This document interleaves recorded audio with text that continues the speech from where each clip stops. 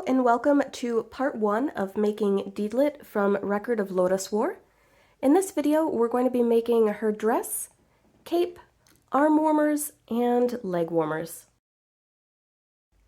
For this project I'm going to be using the pattern from Cosplay with Maridah on Etsy, and this is a digital pattern, so you do have to assemble it yourself.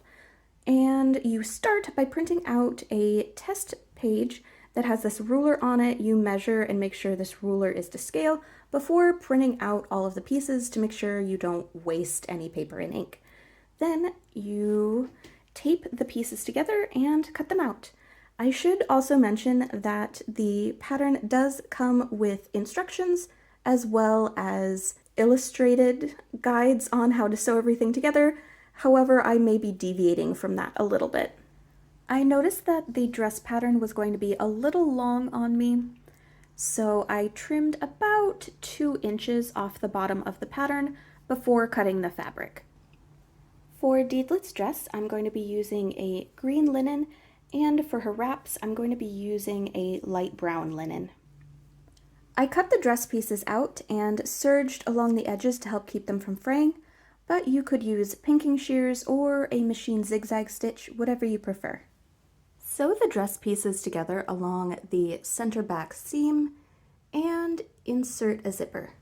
Sew the dress side back pieces to the dress back. Sew each of the dress front pieces to the matching side front pieces. For the design on the front of the dress, I traced the applique printout onto some heat and bond, tracing it on to the paper side so the adhesive is underneath.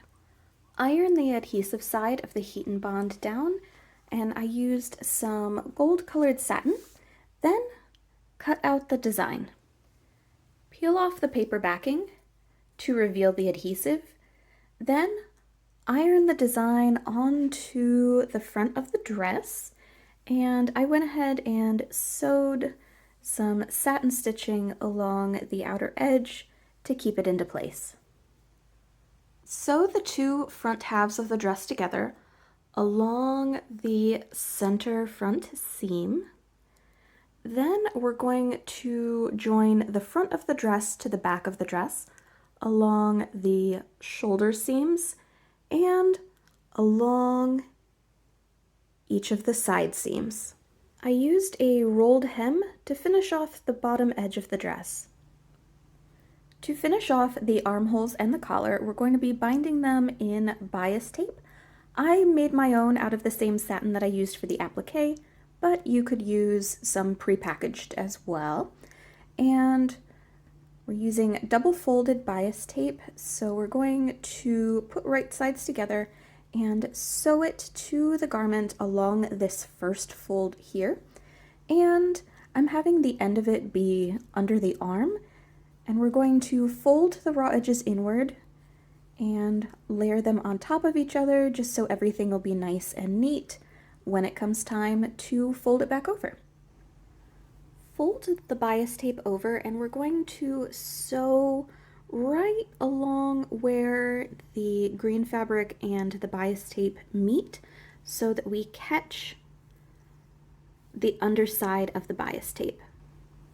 Repeat the same process for the collar, except we're going to have to fold the edges inward on both ends because of the zipper.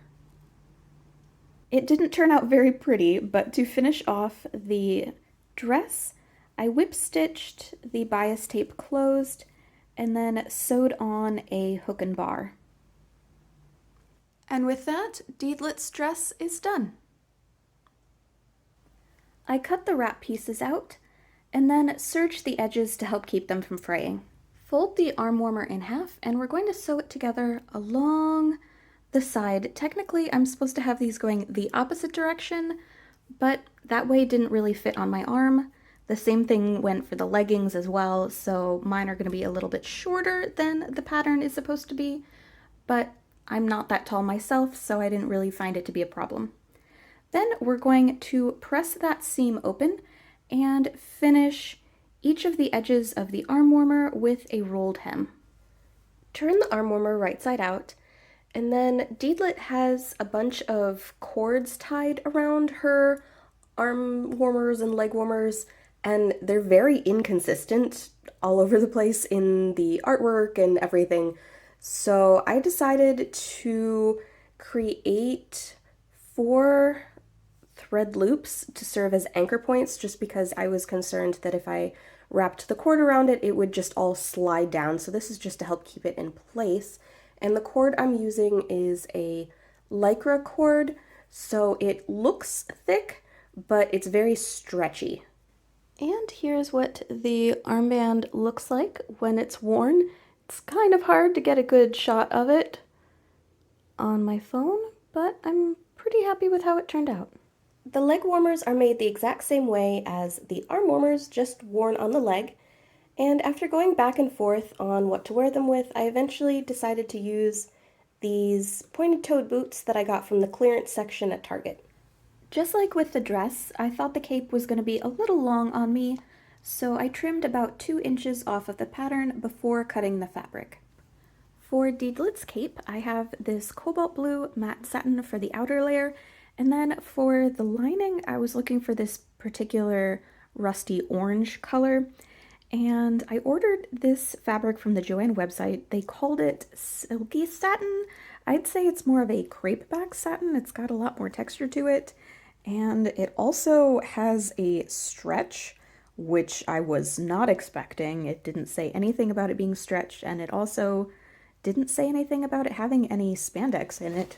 Whoops. So hopefully it'll still work okay for the lining.